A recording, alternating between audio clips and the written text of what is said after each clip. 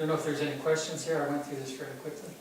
My question is, so does that mean that the French doors or garden doors do not have as much heat gain as patio doors?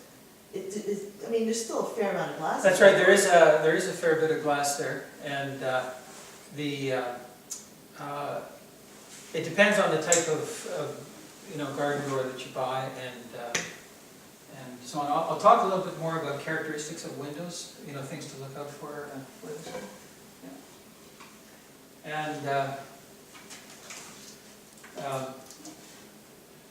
I'm going to be talking a little bit more about thermal mass here, and that's just a piece of gypsum board that is commonly used in houses. Gypsum board is not around all that long. I think it came in just after the Second World War. Prior to that, homes used to use wood lath with several coats of plaster on it. And but it is relatively cheap material.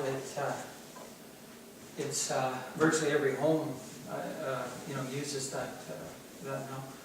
Although I remember as late as about 1964, the house next to us in Vancouver was going up, and they were still using wet plaster.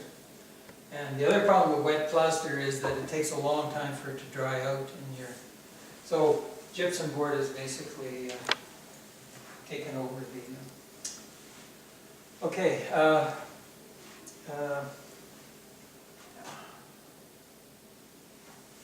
What kind of building material should we be using? I have a brother who's a forester, and he loves wood. And I love wood as well. Wood is a really special material. About half of this wood, or any wood material, is carbon. And that carbon has all been pulled out of the atmosphere. The photosynthesis produces carbon materials like wood. And it's quite amazing. It does that at a very low temperature, and just at room temperature. And so a way to improve the atmosphere is to use as much wood as is reasonably possible in a house. And I was just over in Estonia in September this year on a meeting, and it's quite common in Scandinavia and Estonia now to use wood finishes on the walls as well as gypsum board, and very interesting.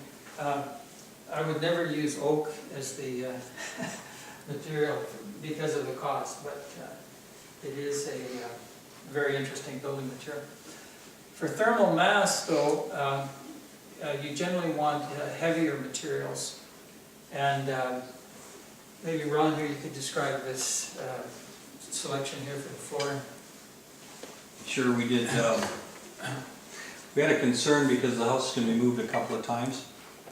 So instead of, normally you would pour about 1.25 inches of concrete inside the floor to get your thermal mass and probably put in floor heat in it. We couldn't do that because the movement would probably crack the concrete. So we came up with this idea of these concrete blocks. They're working really well technically in terms of the thermal mass, but they're not that, the appearance isn't as good as we'd like. But it's basically 1.25 inch block, 15 pounds per square foot of concrete, which is the maximum you can get to without having to re-engineer the floor, and also happen to get to about the 10,000 pounds of thermal mass that Dr. Dumont wanted when he designed the house. Maybe you mentioned something about the countertops too here. That's quite interesting. That's a product you don't see often. Sure. Yeah. Countertops are concrete as well. That was more for aesthetics than for technical, but there's about another 1,000 pounds of thermal mass between that concrete countertop and the 2 bathroom tops. So, again, to help out the situation. And how did you get such a massive piece like that in here without breaking it? I don't know, I wasn't here. Were you here, Catherine? When you did that? I wasn't here, but there's at least 2 seams in it, so it's not all one piece. Oh, okay, it's not yeah. And another material which has been used in some houses for thermal mass is water. And I just brought this here along to remind me of that. Water per unit weight has probably the best heat storage capability of any material. But the question is, to put it in a house, you want this to not leak for 200 years, and you don't want people driving a nail or screw into the wall So we don't really have a very satisfactory way of getting water into a house here. That piece of gypsum board here, I'll show you a few inexpensive techniques that people have used. When you're building a house, there's always a lot of scrap gypsum board. If you live in Toronto, they won't accept scrap gypsum board anymore in the garbage. You have to take it to a recycling facility. And right now in Saskatoon, when you go to the dump, you have to pay a fee. It's about $40 a ton, I think. Anybody gone through? So what's an alternative way than just dumping this? We don't have recycling in Saskatoon. Well, these walls here are hollow in most houses, the interior. So this is what we did in our house. All the scrap gypsum board, we stuffed it into the wall cavity pieces here. And there's an architect here in town, Daryl App, who built himself a home. And he actually went to the neighbors and said, "Can I have your scrap gypsum board?" And he strapped it in the joist cavities in the ceiling. Now that wouldn't work here because that's insulated above, but it was a two-story house, and he just put this in there and put some metal strapping in there to hold it up. And so it is a way of getting extra mass in the house. You cut down on landfill waste as well. Another advantage of the thermal mass in the house is in the summertime. In the summertime, you don't want the house to overheat.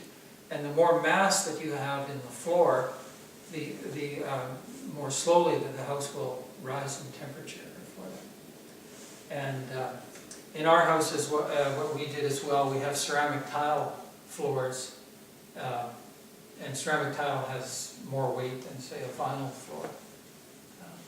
So anything you can inexpensively do is desirable in terms of more thermal mass. The one disadvantage, if you have too much thermal mass, though, it's hard for the house. If you like a much cooler house at night, it won't rapidly cool off. So what's our temperature right now? 19. Here? What? 19. 19, and we started out at what was it? It was 20.6 or something like that. Yeah. So we are cooling off, but it's not, dropping like a stone in terms of temperature here. Okay. The building materials are here. Let me see. The next big question is, what type of windows should you select for a home? And windows are these things, like Frank right, they perform a number of functions in a home. One, they give you daylight. Two, they can give you useful solar heat. If they're operable, you can get ventilation through the windows. And a house would look pretty ugly without windows. So there's a lot of functions that occur with the windows. And my recommendation is don't skimp on cheap windows. I did that myself on a house I built in about 25 years ago. And I got problems with it down the road. So on the south side of the house here, what you want to do is try to get as much solar gain as you can. So what they have a thing called a high solar heat gain factor, and should have it greater than about 0.55. And just for comparison here, if you had no windows at all, the solar heat gain factor would be 1, because all of the energy would be coming in. It'd be pretty drafty in the house, so for this. So you want a high solar heat gain factor in order to admit the sun's energy. And a moderate R value, I'll show you the values that were used in the next slide for this house. On the east, west, and north sides, from our model here, you don't want a lot of solar gain, because that'll tend to overheat the house in the summertime. And you actually, as well, on the north side, as I mentioned, in the summertime, you actually get